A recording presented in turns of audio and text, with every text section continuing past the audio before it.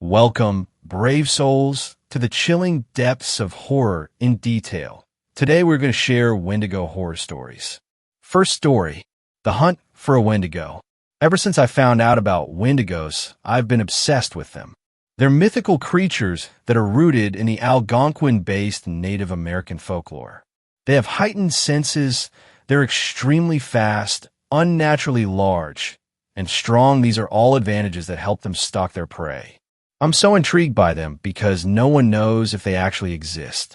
I've spent hours researching about them. I know pretty much everything about them. The Wendigo is pretty much the embodiment of gluttony. Always consuming, yet never satisfied, they're always at the point of starvation.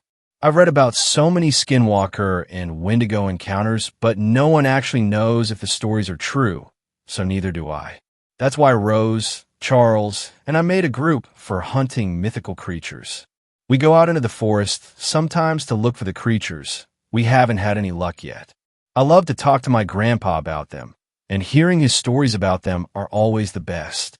Every time he tells me a story at the end of it, he says, "Don't go near the northern forests of the Atlantic coast and Great Lakes region of the United States and Canada."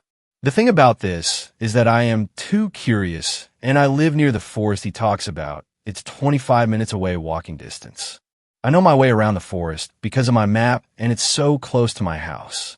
I've been there before with my friends, but we've never been that deep into it. The doorbell rings as I get a message. I open my phone. The message says, "I'm here." I walk downstairs to the front so I can open the door. As I look through and open the door, I see Rose and Charles. "Hi," said Rose eagerly.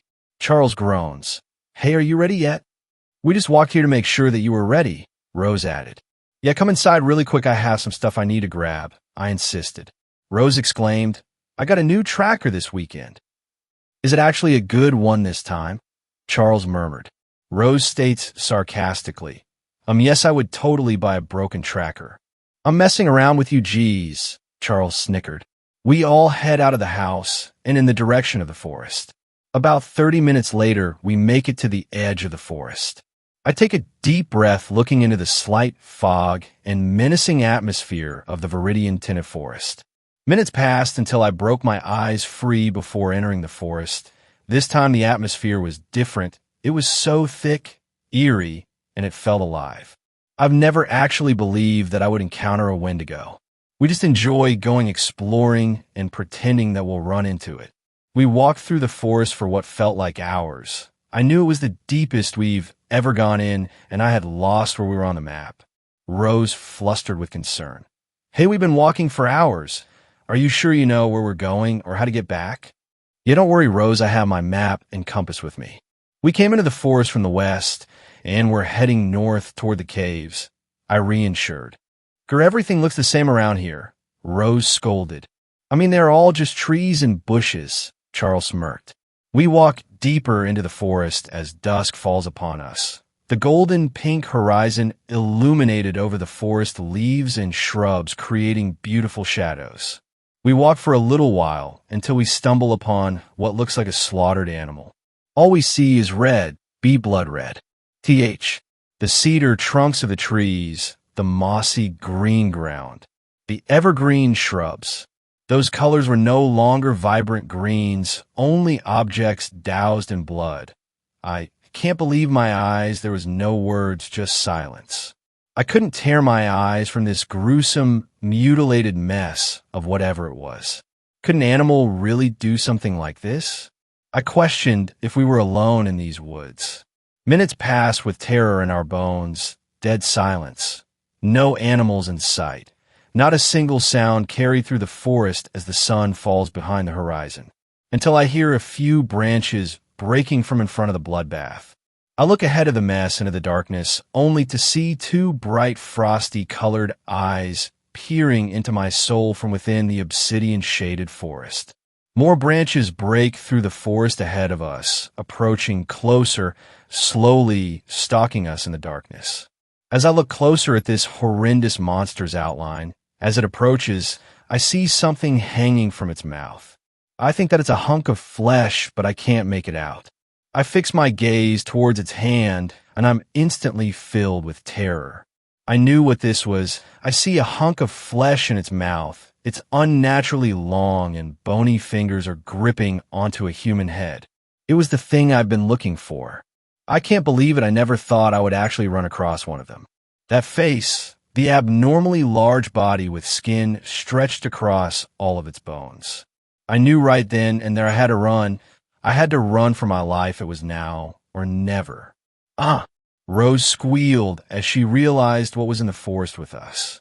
I turned around as fast as I could. My friends and I started running for our lives. Shortly after, I could hear it intently chasing after us. Branches snapping behind us. As we run with no direction, the Wendigo lets out an inhumanly screech. My heart is pounding as we all hide, hoping the creature doesn't find us. We're all so exhausted and out of breath, yet try not to move or make a sound. We listen closely as we hear cracking of twigs inching closer to our vicinity. That's when I heard the most eerie sound in my life. Not too far into the woods, I heard a soft voice of a little girl asking for help. "Help! P-L-E-S-E! Someone come help me!" pleaded the small girl. It can mimic voices. What is this? I mean, there can't be a little girl out here this deep in the forest all by herself, right? Without hesitation, Rose jumps out of her hiding spot and goes to try and help the small girl. "Hey, little girl dash," Rose murmured.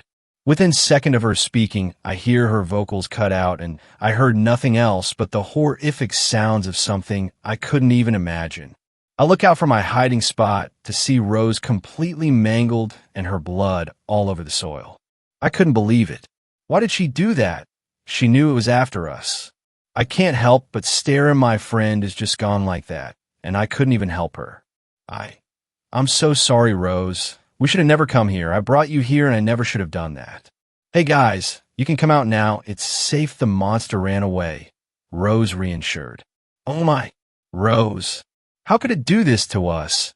It stole her voice and now it's trying to lure us out. These things are sick. I heard what that thing did to her. She can't be alive. There's no way I could let it trick me like this. I look hastily at the creature from my hiding spot as I wait for my opportunity to run out of this place for good. It felt like I must have been waiting there for hours, waiting for this thing to leave, because it knew we were hiding somewhere there.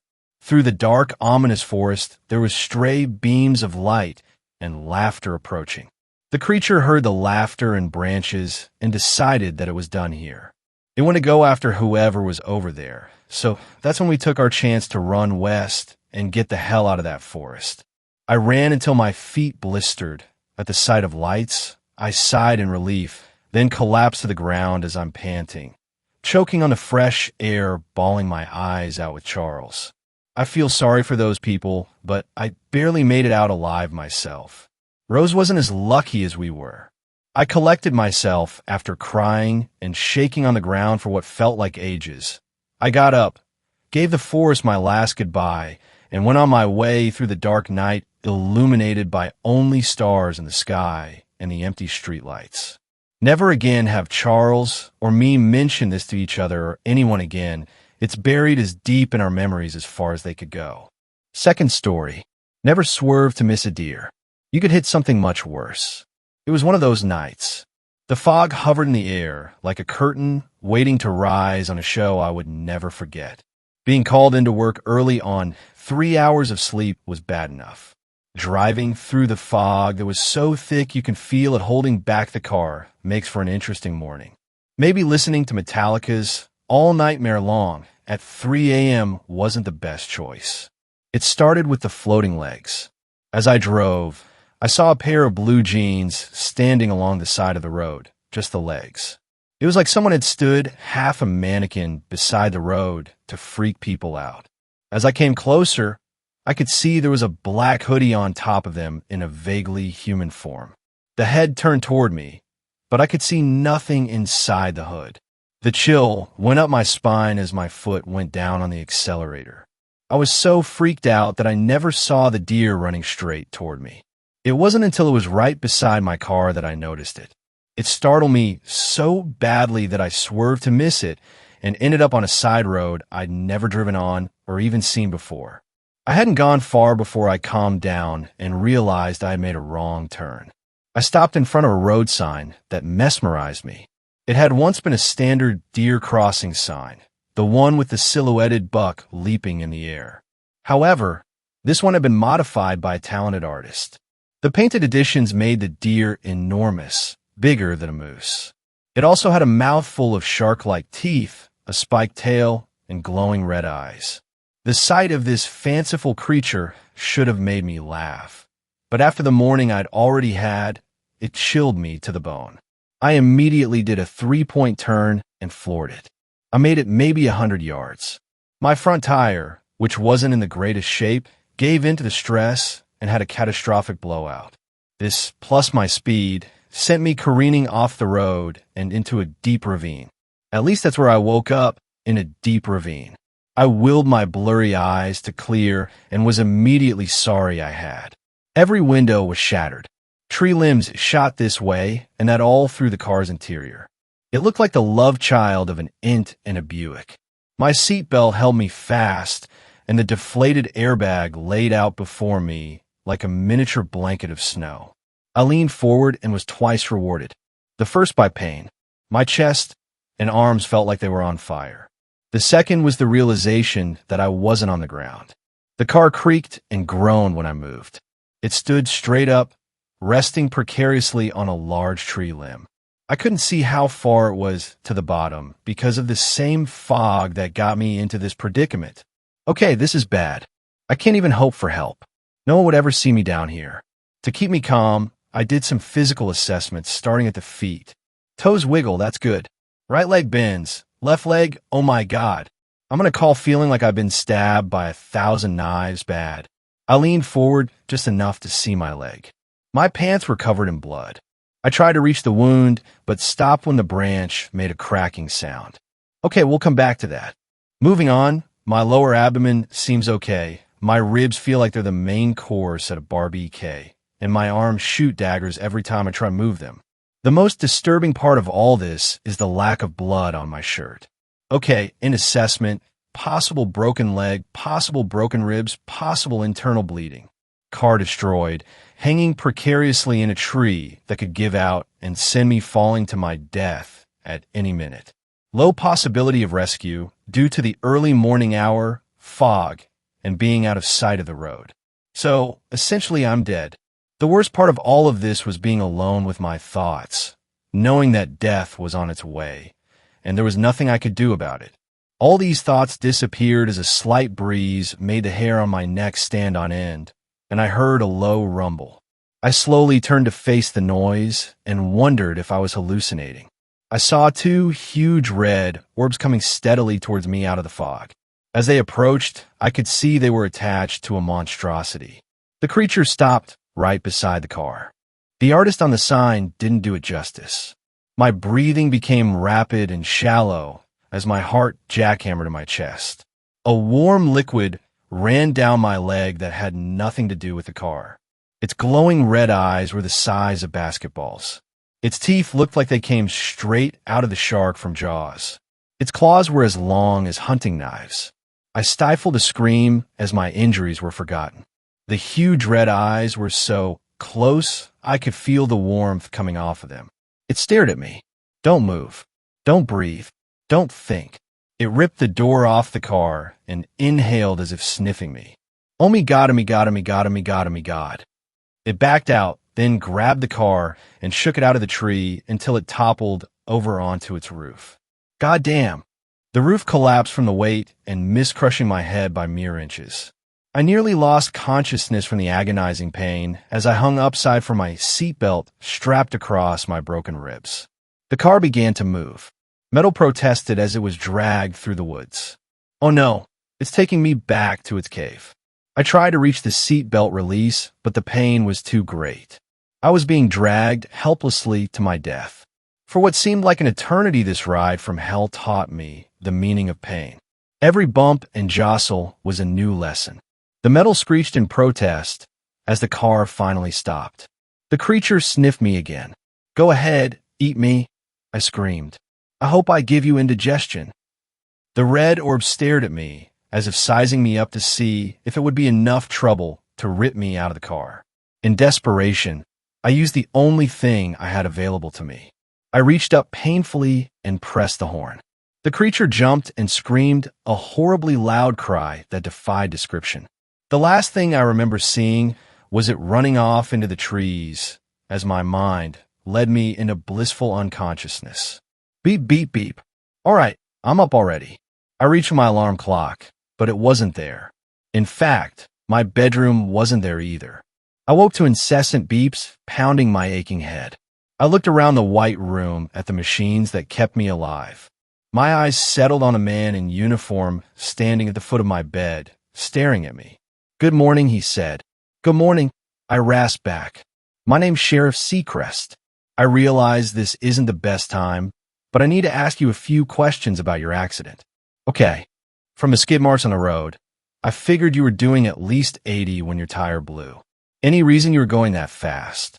"Am I under arrest?" The sheriff studied me for a moment. "No, you're not under arrest. I'm just trying to figure out what happened." "I was scared," I said barely above a whisper. "Scared of what?" "Of whatever was in the fog." "So what was in the fog?" I laid quiet for a long time. I wrestled with the implications of telling someone else what I saw. I wasn't even sure myself. My imagination. The sheriff seemed a little disappointed. "So how did your car get out of the tree, drag 100 yards, and sit on the side of the road?" "I don't know, Sheriff. I wish I had the answers for you, but I blacked out when I landed in that tree and woke up here." "And that's all you remember?" "Yes, sir." "Was there any wildlife around?" What do you mean, wildlife?" "Oh, you know, squirrels, foxes, deer," he said, emphasizing the last word. "And nothing that I saw, as I said. I blacked out." He closed his notebook. "Thank you for your help. I hope you recover soon." "I hope so, too." The sheriff started for the door, stopped, turned back, and looked into my eyes as if he desperately wanted to say something, then faltered and said, "You're very lucky to be alive." "I know." Third story. The Wendigo tapes. It was late when we pulled up to the cabin. The headlights of our Suburban reflected off the darkened windows, briefly shining on the ominous trees that surrounded us. It had been a long driver, and the change in altitude was taking its toll. My parents were normally pretty lively, but I could tell they were beginning to get on each other's nerves. They never bickered, at least in front of us, but they were usually quiet. A slight drizzle started in the night sky, and we all jumped out of the SUV while grabbing our bags. Dad went straight for the cabin, while we quickly made our way behind him. Inside, the new cabin was picture perfect, just like the AD said on Airbnb. It was more luxurious than rustic, but we preferred it that way. Normally, we would have stayed at the family cabin on my mom's side, but the forest fires over the summer had finally taken their toll. We were disappointed, but it was only a matter of time, and we knew that however this didn't help with our adjusting to the new place we were renting. Paintings of landscapes and majestic animals lined the walls, making this almost obnoxious, but that was probably me just being overcritical. The week at the cabin was always a treat everyone looked forward to. It was one of the few things that my family did religiously every year aside from maybe church on Christmas. My brother and I scoured the cabin for our rooms. I ended up taking the loft, which sat in the nook of the A-frame that looked down into the rest of the cabin. Updated carpet, as well as log-styled furniture, filled the room.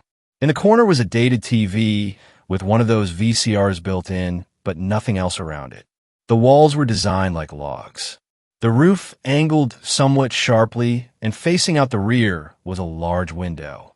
I was able to look out and see the forest that seemed to engulf us. The moon was playing its part in adding a slightly eerie vibe, casting shadows amidst its pale light. I laid my stuff on the bed and glanced out, taking in the breathtaking sight. I turned to put my stuff away and noticed a small door outlined on the log-styled wall. It had a small brass knob that barely stuck out and blended in almost perfectly had it not been for the obnoxious lock that kept it closed. The lock looked old. The opening on it appeared worn, and the key must have been equally large and awkward. Everything in this cabin seemed new or at least updated aside from the TV in the corner, so it was strange to see something so out of place. I put my things away, paid the random small door no mind. Not much later, my mother called us from the living room, and we all slowly gathered from our separate areas. I don't know about you guys, but I'm very hungry. Does anyone want to come with me to get food to bring back here? She asked. Seeing how this cabin didn't have Wi-Fi and we were virtually off the grid, I volunteered. My brother and dad were either too tired or not hungry enough to care, so we made it a girls' trip back into town. So how do you like the cabin so far? Mom asked as we got buckled in the SUV. I mean, I like our old cabin, but this one is slightly nicer. It's newer, but I wish it had Wi-Fi or at least a real TV. I said, try not to complain. Yeah, the old cabin was nice. It was much closer, but we got a screaming deal on this one. It's probably because it's in the middle of nowhere, but I guess that's the point. We drove out of the woods and back onto the road, leading us into Gavin County. The radio softly played some kind of country music, and Mom went over the plans for the week, most of which were things not taking place at the actual cabin itself. We drove on the empty road, occasionally passing another vehicle, undoubtedly another poor family being forced to spend time together, I thought. The thing I liked about the old cabin was that there were other cabins nearby, some of which we were even friends, but out here, out in the middle of the woods, I felt so incredibly isolated. We drove down to town where the half-dozen lights of whatever businesses that were still open glowed faintly.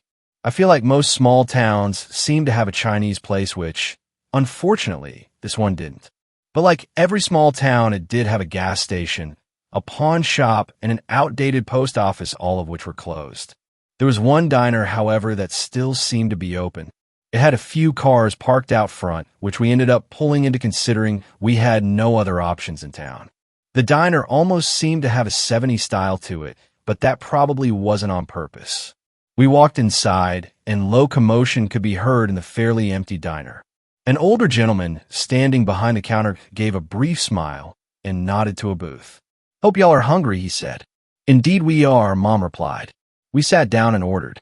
The man we assumed to be our waiter didn't write anything down, just nodded after each thing.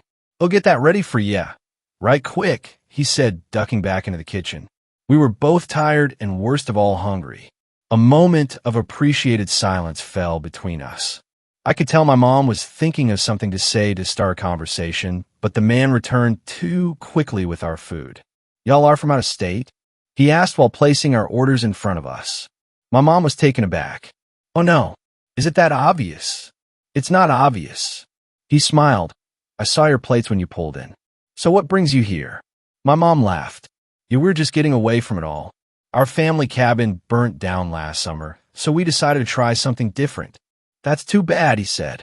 The man turned to leave before my mom awkwardly asked, "Any fun hikes here in town?"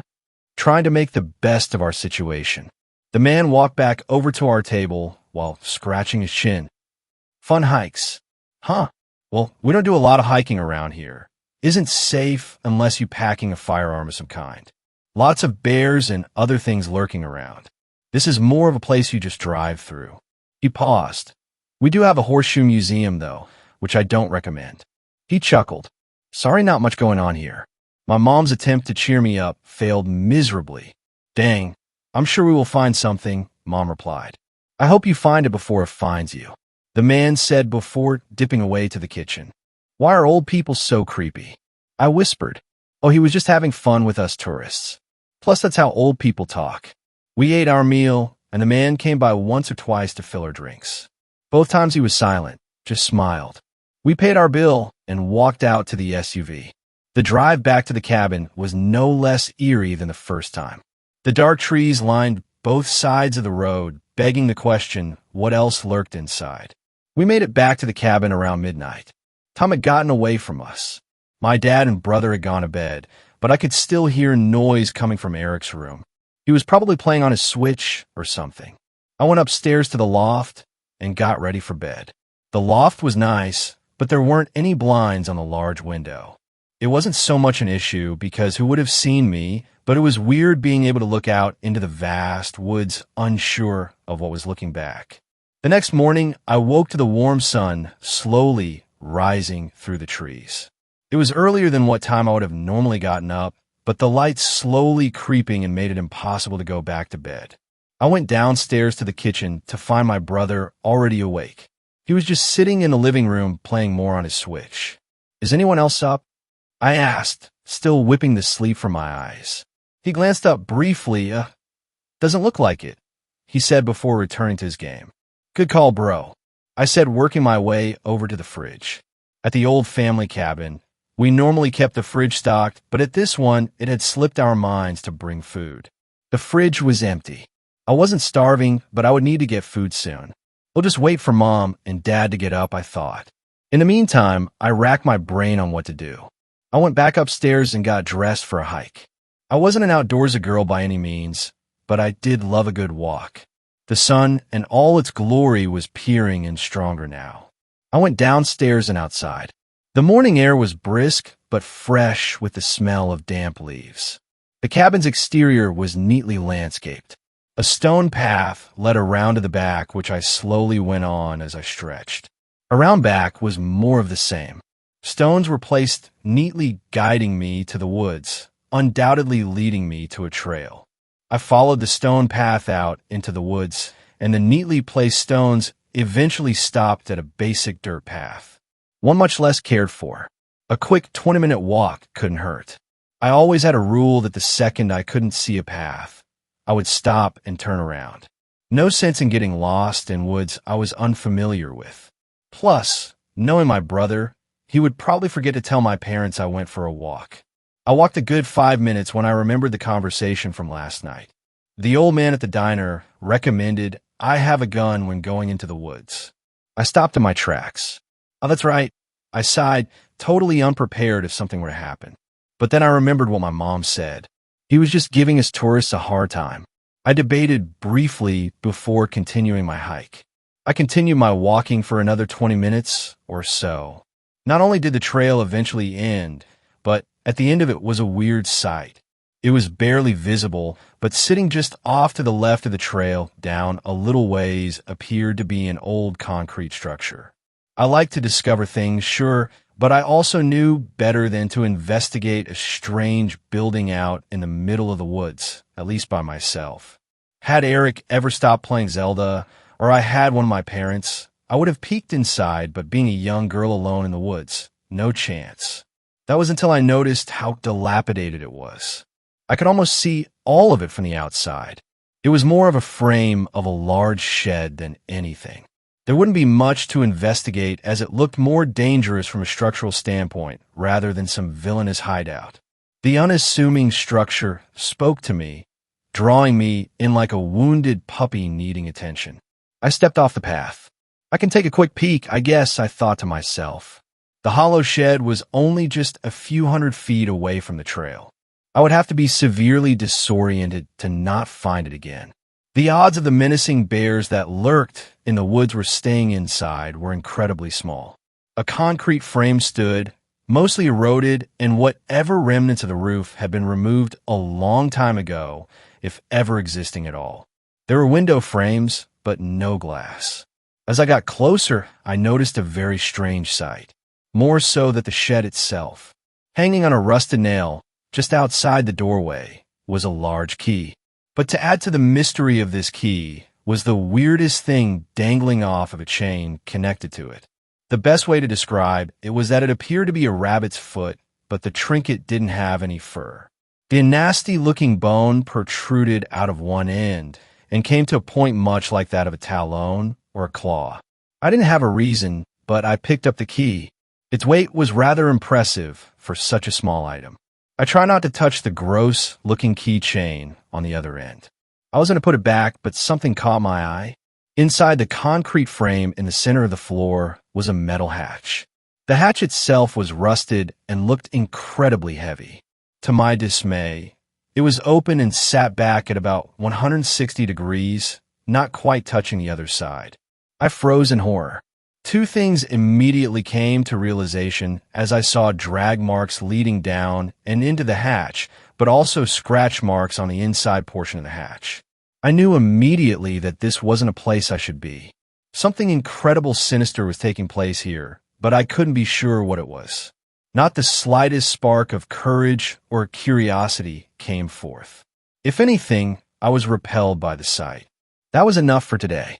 The shock of seeing the strange bunker and insidious signs of foul play, I slipped the key into my pocket and backpedaled away from the concrete structure. I didn't want to take my eyes off the hatch for fear of whatever lurked beneath sprung forth and dragging me down into the endless abyss below. I quickly found the trail, my nerves slowly calming down the further I got away from the cryptic hatch. I made my way back to the cabin. My mind wondered what mysteries were held beneath the metal hatch. A makeshift meth lab, a well, a bunker someone tried to build and deserted halfway through. My hunger was getting the better of me. My parents had better have been awake by now. It didn't take long for the cabin to slowly come back into view. I could see my room, aka the loft, a good distance away. Creepy to think someone could very well be able to see me, and I would have no idea. I made it back to the cabin and was delighted to see my dad cooking eggs in the kitchen. Eric was still a couch potato and didn't seem to have even moved from last time I saw him. I could hear Mom singing from her bedroom, still getting ready for the day. "Hey, Kay," Dad said, glancing up briefly from the eggs. I smiled. "Hey, Dad, making some for me?" I asked hopefully. "I wasn't, but I can," he said. "That would be amazing." "So how was your walk?" Dad asked. "It was actually really good. I didn't see any bears, and there's a nice little path that leads pretty good out in the woods." I don't know why, but I debated on telling him about the hatch. Like mentioning it would have caused a negative consequence or something. I didn't mention the hatch, but I mentioned the structure. That way I had some form of deniability of going close to it. I saw a little spooky shed building out in the woods I might check out later. My dad nodded.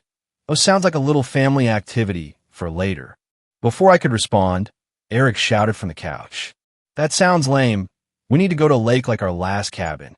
My dad and I shared a silent moment of judging Eric before dishing me up some eggs. By this time, my mom exited her room wearing workout clothes. "Did I hear something about a hike?" she asked. "Yeah, Kay said there was a little trail out back." I interrupted, "And there weren't any bears," I said, smiling. Mom smiled.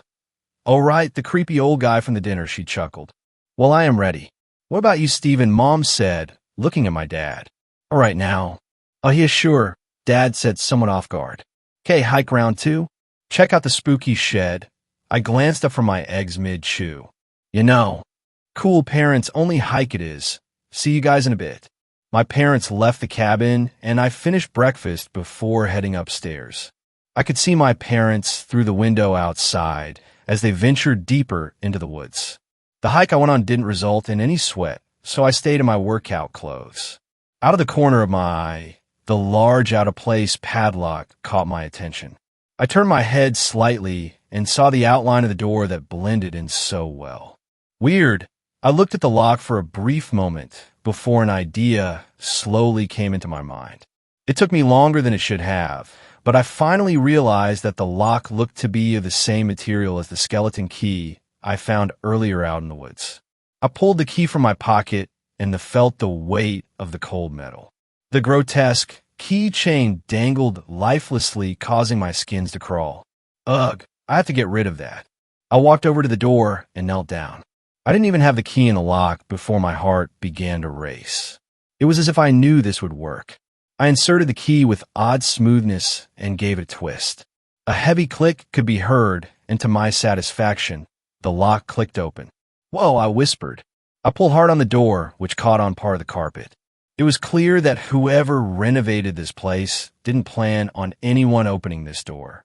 I pulled harder, pushing my foot against the wall for more leverage, but the door only opened a few inches. Damn, the hard part of finding the key was done. I just had to open the damn thing. I pulled harder, but was only rewarded with a slight opening of a couple inches. I peered inside what little I could open, but was disappointed in not having a clear view. I stuck my arm inside, reaching around for anything, and to my surprise, I felt an open cardboard box. It was heavy, but I pulled it toward the door. I couldn't pull the box through the door, but once I pulled it closer, I was able to reach inside. I started pulling random objects out of the box and through the small door. To my surprise, I started pulling videotapes that were old and had written labels on them. Some of the labels had titles or dates, much like any home movie a family would have made. All of the titles seemed inconspicuous, like Family Vacation 1 or Grandma and Grandpa Visit. I fished around more and ended up finding about 9 tapes in total. The tapes that had the dates told me these must have been filmed decades ago, sometime in the early 80s. Seeing how I was bored out of my mind, I picked up the tapes and took them over to the old TV that sat in the corner of the loft. I was fully expecting to be disappointed in that the TV was probably not going to work, but when I pressed the power button, the TV gave off a loud buzz as the screen slowly began to illuminate. I inserted the tape that was titled Family Vacation 1 into the TV as the screen continued to warm up, but the tape was halfway through the film and needed to be rewind. I got distracted and was content with watching where the tape was at. On the screen was a clearly dated timeline, which seemed to take place in a small town. It was mainly just scenes of people walking around. After a few frames in, the cameraman seemed to focus on a family walking around what I assumed was Gavin County at the time, as they went about their normal day of vacation. It didn't strike me odd at first, as the scenes depicted a happy family eating in a restaurant and walking through town. However, all of these seemed to be at a distance. It wasn't until the family got into a red station wagon and drove away that I realized that whoever was filming wasn't with them. The scene cut quickly, and now the grainy TV was showing me a wooden landscape as the person filming was driving now. This only lasted for a few seconds before it quickly changed again. Now it showed a first-person perspective of someone walking in the woods, but they didn't seem to be on any type of trail. I wasn't sure at this point if these images were connected in any way. They just seemed random. That was until the last scene of the tape finally showed a cabin a good ways off, one much more dated and older than this one. However, I noticed something that made me uncomfortable. Parked out front of the cabin was a bright red station wagon. One I assumed was the same one the family had gotten into earlier. The tape ended and a black screen filled the TV before automatically rewinding itself. I put in a second tape that was only titled with a date. This one had been rewind, unlike the first. This one took place in a city. It was nighttime. Skyscrapers could be seen illuminated, and a handful of pedestrians went about their own way. The scenes in this video didn't last very long, as they only lasted for a few seconds, most of which were just empty buildings or parking garages. Some scenes had either a person or two, but it was clear that they didn't know they were being filmed. This tape only seemed to last no longer than 5 minutes, but that's all it was. Just eerie scenes of people unaware they were being watched in empty locations. I grabbed a third tape, this one titled My First Friend. I inserted the tape, and an image of an old house appeared on the screen.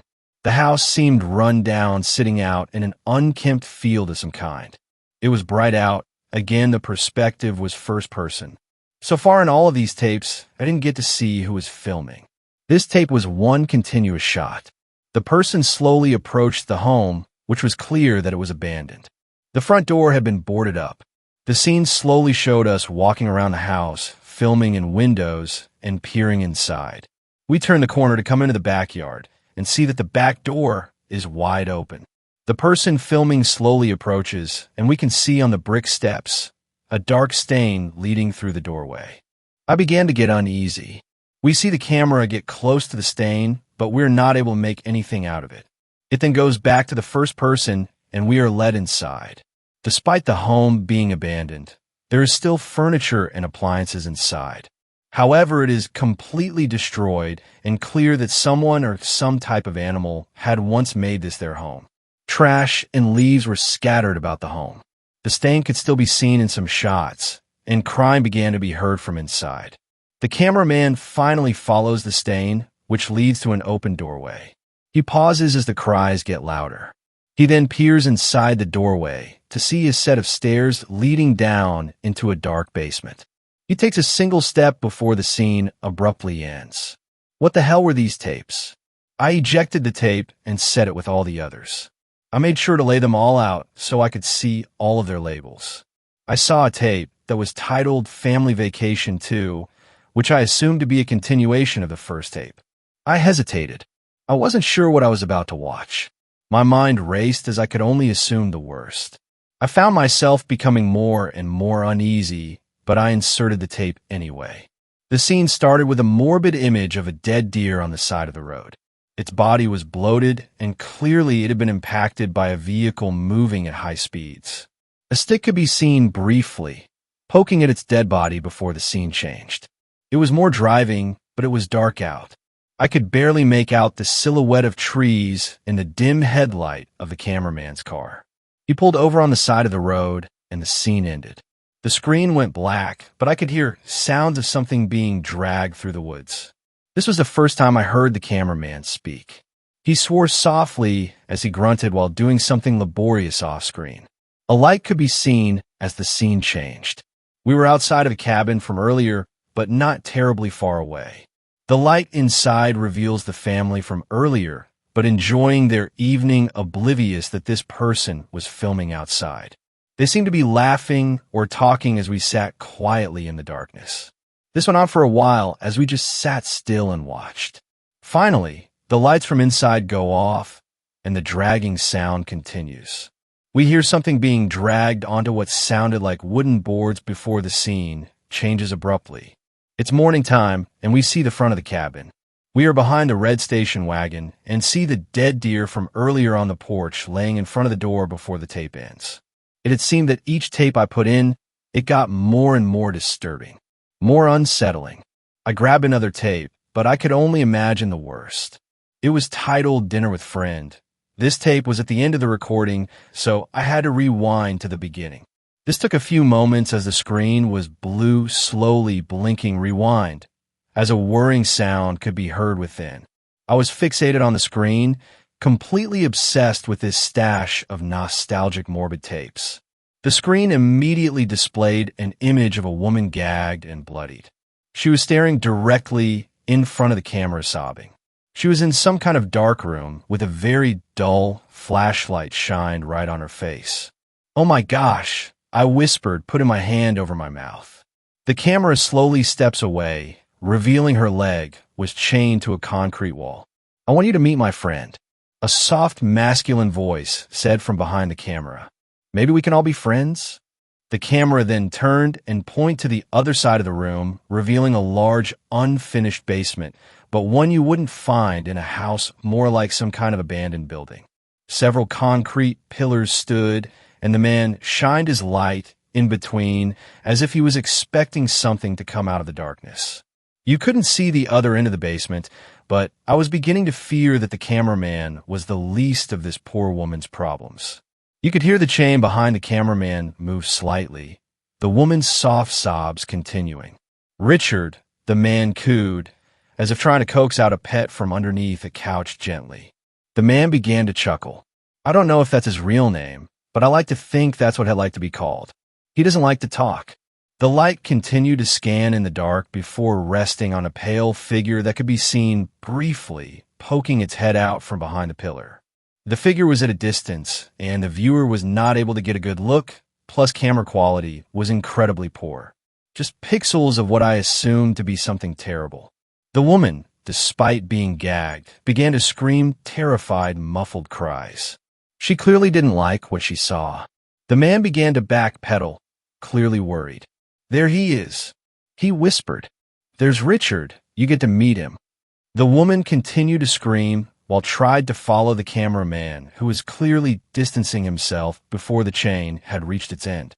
The man filming continued to back up, leaving the woman in between himself and the pale figure lurking in the darkness. The frame then held still as the woman pulled on the chain frantically. The beam of the flashlight would occasionally shine on her, and then behind her, as I expected to see something come from the darkness. To my absolute horror, I saw why the woman was so frantic. Slowly approaching from the darkness appeared to be something tall. It was hard to make out details at first since the lens was not focused on him. I could tell by the pale outline that whatever this thing was not wearing any clothes, and it most certainly wasn't human. The creature slowly came into view, revealing a horrifying face. Skin pulled tight over sharp and ragged bones. Eyes sunk deep into its head, and teeth seemed to spill out of its mouth as it appeared to be smiling. Long arms reached forwards, grabbing hold of the chain with clawed hands, and began to slowly pull the woman toward him. The woman tried to pull back, but it was useless. "Shhhh," the man hushed. "Don't scare him. It will only make it worse." This only made the woman panic more. The woman slowly got pulled away, and I hoped to God that the tape would end like the others, but it didn't. The creature grabbed hold of the woman's arm and pulled it effortlessly off of her body. Blood spewed violently as the creature dropped her and began to take large bites of the removed limb, but it then did something that shocked me. Something even more than this horrible nightmare that came to life before me. It then held out the limb to the woman as she flailed on the ground in pain and stared at her. It extended its hand towards her face and sliced off the gag and held her flesh towards her face. "Eat it," the man whispered. "He wants to share with you." The cameraman then slowly inched forward as he tried to get a good shot of what was happening when the scene ended. I tried to mentally digest what I just saw. I couldn't believe it. I had easily just witnessed the worst thing I had ever seen. Why the hell were these tapes here, and who made them? I got up and removed myself from the tapes and went downstairs. I had to tell my parents. I had to tell them what I found and turn these tapes into the police. Eric had made his way over to the kitchen and was eating a snack, his Switch charging next to him. "Where's Mom and Dad?" I asked, somewhat on edge. He glanced in my direction, but didn't look at me. "Good question, still on that hike, I guess." I checked the time. I had easily just watched an hour of who knows what. There's no way that they were still on that trail. Maybe they found another trail, or went into town without telling US, I thought. I checked outside, and the SUV was still parked out front. I then remembered the hatch. I just prayed that they didn't do anything stupid, that they had enough common sense to leave the mysterious hatch alone, but things weren't adding up. I waited for them for another hour, but they never showed up. It was now late in the afternoon. It was going to get dark soon. I took the keys to the SUV and made my way over to the front door. "Eric, you should probably come with me. I'm going to head into town and, get ice cream. You want to come?" I had to lie. I knew if I told him the truth, he wouldn't believe me or just wouldn't listen. "Ice cream? Yeah, but shouldn't we wait for Mom and Dad?" I paused. No. You wouldn't let us go if they knew." He had a smile on his face, and I knew he was in. We went outside and got into the SUV and took off back into town. It took us longer than I remembered, but we rolled in around 4 p.m. To my surprise, despite finally having cellular data again, the town didn't have a police station. I called 911 and got an operator on the line, but when she asked me for the address, I completely blanked. The address. There's no address, it's just some cabin off the road heading into Gavin County. I said. The woman on the other line wasn't helpful. "Well, what's the emergency you would like to report?" A slight hint of sass in her voice. "My parents have been missing all morning. I don't know what to do." The woman paused before responding. "Well, let me see what I can do." I kept the woman on the line, and we drove back to the cabin, still on hold as we waited for a response. Eric was upset about the ice cream, but I told him I'll make it up to him. I parked outside of the cabin and told him to wait here and talk to the operator if she ever got back on the line. I knew what I had to do. I had to look for them myself. I went into the cabin and found a large steak knife in the kitchen and a flashlight under the sink. For good measure, I went back upstairs and grabbed the key and put it in my pocket. I went out the back door of the cabin and headed on the trail that led deep into the woods. The trail was less pleasant than earlier, my mind still swarming with thought of what I had witnessed on that old TV. I just hoped that my parents gotten lost or something incredibly harmless happened, but it was so unlike them to just run off like this. I approached the end of the trail and peered down to the structure where the hatch was. I walked down slowly, unsure of what I was about to do. To my surprise, as I walked closer, I saw that the hatch from earlier was no longer open, but had been closed. The hatch had a similar lock on it, like the one the closet had inside. I felt around and retrieved the key from my pocket. The the long, gross trinket still attached. I inserted the key and twisted. The lock gave much more resistance this time, but eventually clicked open. I lifted the heavy hatch, which required most of my strength, and peered inside. Below was an old ladder that descended about 15 feet or so. At the bottom, I could see a concrete floor that had leaves and dirt scattered about. "Mom, Dad," I called. No answer. I shined my light down. I guided the flashlight in hopes of seeing anything to better explain what this place was, but nothing. "This is so stupid," I whispered as I lowered myself down the hatch and onto the ladder. Once at the bottom of the ladder, a smell of mold, mixed with something foul and offensive, struck my nose. It was overwhelming. It took me a moment to catch my breath and focus at the task at hand.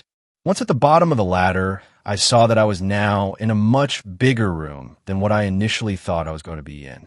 Cement floors and walls extended in the other direction, making me unsure of what lurked beyond in the dark.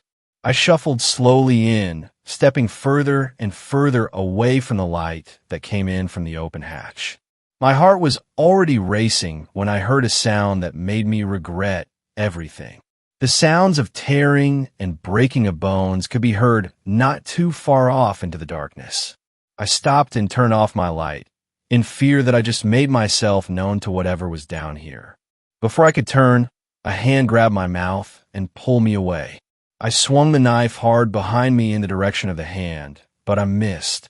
I tried to scream, but the hand muffled my mouth. I got ready to stab when I heard the whisper of a familiar voice. "Okay, you have to be quiet," my mom said in a hushed and worried tone. She slowly released me, and I calmed down. I felt a mixture of emotions, but aside from the overwhelming dread, I was relieved. I had found my mother, and she was still alive. My mind was now putting together what was going on slowly when she spoke. "We need to leave. We aren't alone down here." My blood ran cold. "Where's Dad?" I asked frantically. My mother paused. "Something took him. It took him into the darkness a while ago, and it has been making that sound for a while now. I don't think he is coming back, sweetie." I had so many questions, I was so confused. Why were they even down here? What took him? My mother got up and held my hand. "Thanks for opening the hatch," she whispered. By this time, the light outside had gone. We needed the flashlight to find the ladder. I turned on the light and shined it behind us when my mom whispered, "Wait." I panicked. I turned the light off, unsure of what to do. The ominous sound from the darkness had stopped. A brief moment of silence hung in the odorous air. Whatever was down here with us was trying to listen, trying to locate us. I felt myself bolting backwards as my mother began to pull me to the ladder. Cries erupted behind us, sending waves of terror through my body. We didn't have to go far, but we both had to climb, and quickly. My mother went first, but quickly went up, and I followed impatiently. I could hear it coming for us. My mother cleared the ladder and reached down to pull me up. "Oh my gosh," she cried as she could see it behind me. I climbed like my life depended on it. Mom reached down and lifted me up. I grabbed the hatch and slammed it down, but something obstructed it. I felt resistance pushing against it as I pushed down hard on the heavy hatch. A pale hand clawed at us, trying to grab hold of us to drag us down. My mother and I put all our weight on the heavy metal, knowing if we failed, we were both dead.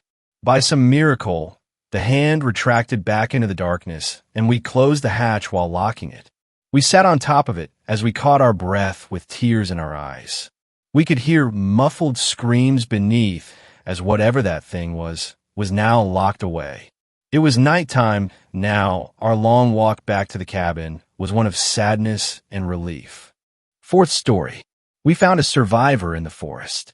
He says the Wendigo let him go. I work with a volunteer search and rescue team in northern Montana. Most of the time, we're responding to injuries, lost hikers, the usual. But last week, we found a man barefoot, half frozen, and covered in blood stumbling down a trail we haven't used in decades. We thought he was a missing hunter. He wasn't. We brought him back to base camp. He wouldn't tell us his name, just kept muttering, "It let me go. It let me go," over and over like a prayer. He hadn't eaten in days. We offered food. He refused. When we insisted, he screamed, said it would no. Later, while the others were out on a call, I sat with him alone, and he started to talk. He said he was part of a 3-man group hunting elk deep in the wilderness. Said one night, something found their camp. Not a bear, not a wolf, something tall, thin, bones stretched over skin, teeth like needles. He never called a name, but I did. I asked, a Wendigo? He flinched when I said it. No, he whispered, the Wendigo. He said it didn't kill them right away. It took them one at a time, always at night, always when they were alone. It took Tom first, left only his tongue. It dragged off Caleb. He said he heard Caleb laughing as it took him, but it wasn't Caleb's laugh. By the third night, he was alone. He ran, got lost, starved, heard it whispering to him. Not words, just thoughts, promises. He said he saw it watching him while he slept. Said it left bits of his friends in the snow like breadcrumbs. And then it let him go, just like that. He said it stood over him at dawn, mouth full of Caleb's face, and whispered inside his mind, "You're already mine." I didn't know what to say. He looked at me with eyes that hadn't blinked in hours and said, "You don't get it. It's not out there anymore." And he pointed at his chest. "It's in here." I didn't sleep after that conversation. He just sat there in the infirmary cot, staring at the wall, not moving, not blinking, like the thought of rest no longer applied to whatever was left of him. The next morning, he was gone. No signs of forced entry. No broken windows. The med tent zipper was still latched from the inside. But the inside of the cot was wet. Not blood, not sweat, just wet, like something cold had melted there overnight. We followed tracks as far as we could, but the snowfall had buried most of them. Just a trail of smeared boot prints that veered off the marked paths and disappeared into the timberline. That night, I was posted at the south edge of base camp. Forest edge. Quiet. Too quiet. I couldn't shake the feeling something was just behind a tree line. Watching. Not moving. Just waiting for me to move first. At some point past midnight, I heard footsteps behind the mess tent. I went to check it out and found two things. One, a chunk of raw venison missing from the storage cooler. It hadn't been sliced or bitten. It had been scraped apart. Nails maybe. Something dull and rough. Two, a trail of footprints in the snow. Barefoot. They led about 20 yards into the woods before they stopped. Like the person who made them had either taken flight or vanished into the tree trunks. We logged it. Set motion cams. Increased watch shifts. But 2 nights later, one of the volunteers went missing.